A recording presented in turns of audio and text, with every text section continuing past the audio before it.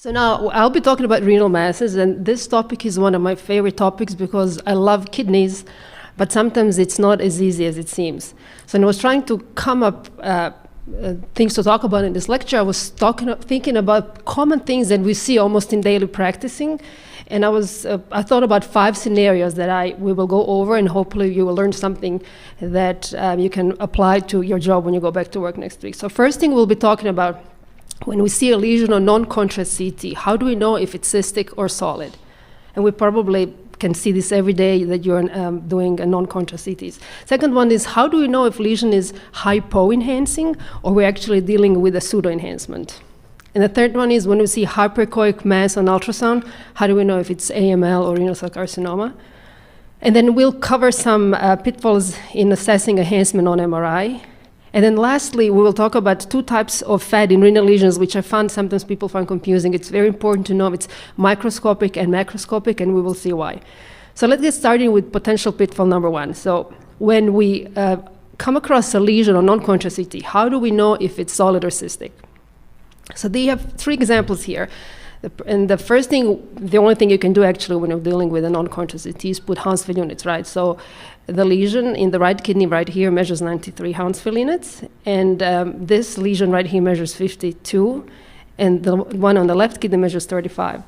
So this fantastic paper, which was very simple but yet extremely helpful, came out many, many years ago, actually after I finished my residency. So in this paper, authors found that if a lesion is homogeneous and measures over 70 Hounsfield units, it has 99.9% chance of being hyperdense cyst. So I still remember back when I was a resident, before this paper came out, every one of these we would call back and do renal mass protocol. But after this paper, that's not longer necessary. And by now, I think most of us know it, but if you don't, just refresh yourself. So anything more than 70, you are done. How about these? In this range, how about these lesions that measure less than 70, more than 20? So these are the ones that need to be worked up, right? So when you encounter a non-contrast CT cystic lesion, it can fall into the 3 categories. It can be either less than 20 Hounsfield units, it can be in this range, 20 to 70 Hounsfield units, or over 70. So for right now, we're just going to assume that most of the lesions that are less than 20 Hounsfield units are simple cysts. And then, as I just told you, anything over 70 that's homogeneous is a hyperdense cyst or hemorrhagic cyst. So these are the ones that there's quite a bit of an overlap. So when you have lesions that measure in this spectrum of non-contrast CT, there will be either cysts, hyperdense cysts, or solid masses. And these are the ones that we need to work up. Okay, so let's go back to our patient. So on the same slides, this patient had both.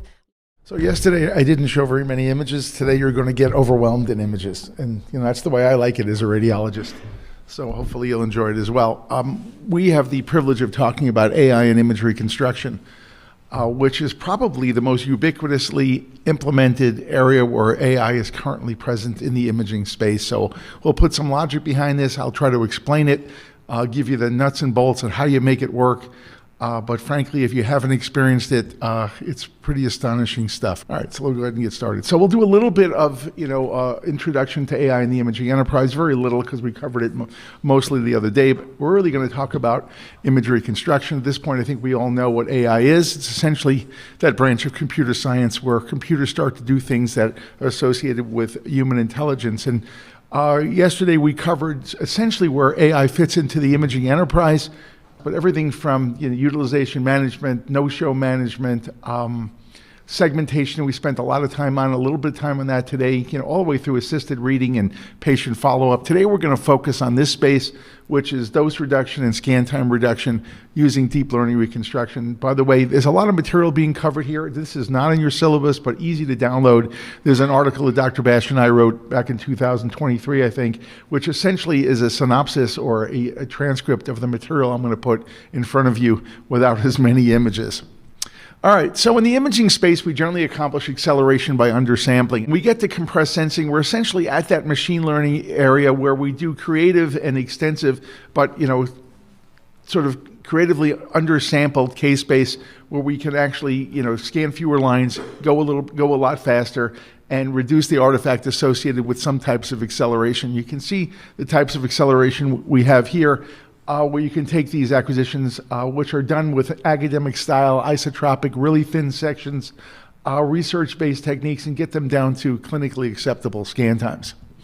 For the most part, in this particular lecture and my next one, I'm going to share some of our experience when I was at RadNet running all of the advanced imaging. And this is just an example from our Philips scanners, what we were able to do simply by introducing compressed sensing into our actual protocols. This looks like a marketing slide because it's very pretty, but it actually represents the actual RadNet experience. So you can see where we were, where we got to with compressed sense. And just by adding compressed sense, that creative undersampling, we're able to get this type of time savings in our day-to-day clinical practice. Depending on how sparse the data is, and MRA is very sparse, it's pretty much black and white, you can go much faster. This is on a GE machine where our standard 4.5 minute, 4-slab brain MRA is reduced down to 2 minutes and 12 seconds. And this is ubiquitous. Every single GE scanner of a certain generation at RadNet is running this exact MRA protocol. This is not a... So I'm going to be talking about incidental lesions of the adnexa and uterus, and I have no pertinent disclosures. Well, there are breast rads and pie rads, and there are rads for everything, and there are some for the ovary, and both on ultrasound, and now they're newly introduced ORADs on MR. There's been some change in the lexicon, so we're all talking on the same page, talking about cyst locularity. When describing it, you talk about a unilocular cyst, a bilocular cyst with 2 locules and 1 septation, and then a multilocular with greater than 2 septations and greater than 3 locules, which we see here. Then there's also different types of shadowings. There's diffuse shadowing, broad shadowing, and refractive shadowing. And, I've never used this before in my life, but I guess, for ORADs, when you're using ultrasound, you have to differentiate the different types of shadowing. All right, so let's first talk about ORAD 0. That's where you cannot really characterize what's going on, and so you recommend either repeat ultrasound or an MR. ORADs on MR, they don't give any descriptors for that. All right, so let's talk about ORADs 1. This was done by the OB people and on a mother and fetus with gestational age of 6 weeks and 5 days. And the OBGYN was very concerned. Oh my goodness, is there an ectopic pregnancy? No, but obviously you can see the ring of fire sign here. And so this is a benign lesion. This is ORADs 1. And here we can see a hemorrhagic cyst with some septations within it. And so ORADs 1 is a normal ovary, and there is 0 likelihood of malignancy. That's pretty definitive.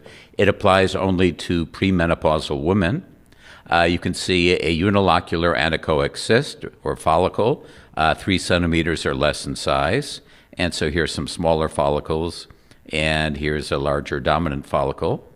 And also considered it ORADs number 1 are corpus luteum cysts that may have a thick wall, less than 3 millimeters in thickness.